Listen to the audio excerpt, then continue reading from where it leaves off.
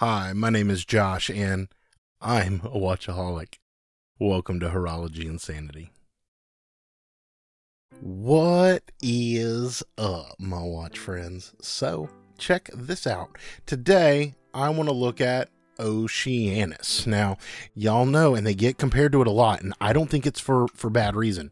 They get compared to Grand Seiko a lot, and I have some experience with Grand Seiko, and I'll say that Casio Oceanus, I don't think they would ever use the slogan this way, but I would almost give them the slogan Grand Seiko-esque type of feel, but had a fraction of the price. That's the way that I categorize this. And that's kind of why I like Oceanus as much as I do. The Grand Seiko lineup, y'all know that I own the SBGA387, right? Some people call that the Glacier. I have seen several others in person. I've handled several others, like at the AD. I went to a Grand Seiko event a while back where we got to check out a whole bunch. That was fantastic. I found out later that there was a Godzilla limited edition in the room, and I didn't get to see it in person. And I'm so sad that I didn't get to see that, because man, if I were to buy another Grand Seiko, the Godzilla limited edition is one of the few on my list. Right, I've got a couple that I keep in mind. The spring collection, what is it, the SBGA 413, that's on my list, but I don't think it's pink enough. There's a cream dial GMT, I can't remember the model number off the top of my head, but that one I've been eyeing for a really long time, and I did see that in person. I got to experience at the AD, and it was brilliant and beautiful. But the problem with Grand Seiko is, though, they're expensive. I mean, maybe they're not expensive to everybody. Like if you're super duper wealthy and you can just buy Grand Seikos like they're nothing, then that's awesome, right? And kudos to you. But for the majority of us, like semi-average people, we can't do that. And I will say, right, I mean, we do the whole Dave Ramsey debt-free living thing, and I can kind of buy whatever I want to, if I'm honest, right? I could. But justifying that, I don't know if I could do that. Dave over at Just the Watch did a great video not long ago about should you buy like a high-end watch or a luxury watch or like a $5,000 watch is what he was comparing it to. And he put out some questions that I thought were very, very good questions. And they're actually the same types of things that I debate when I look at my watch collecting or any hobby. You know, I used to be into golf. I used to play a lot of golf, and you could spend a lot of money on golf. Right.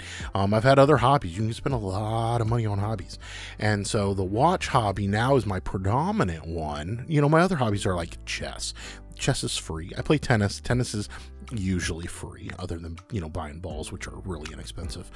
With the hobby, you know, it's kind of how much should you spend on it?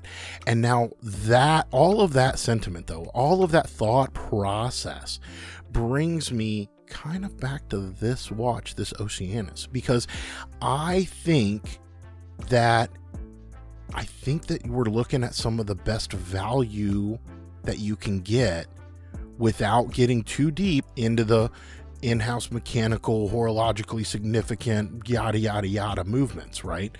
But when you just talk about a watch that you want to enjoy, that looks amazing. I mean, this thing looks more expensive than it is. Most at Oceanus do.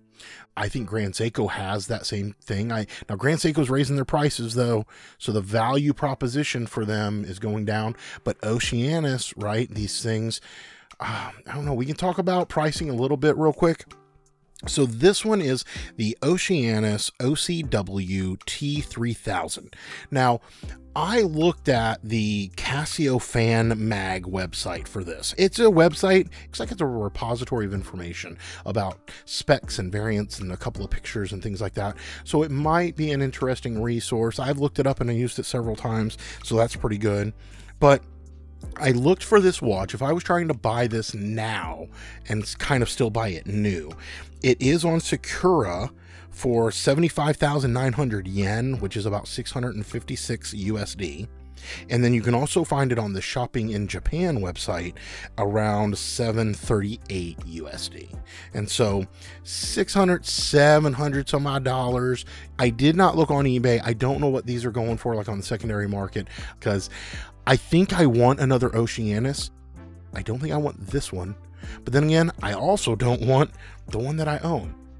But pricing wise, the main gist that I'm trying to get at is that you can get these watches that look so much more expensive than they are, but for well under $1,000, right? Well under $1,000. This one here, I don't remember what I paid for it, but I think these are going for around $300, maybe $400.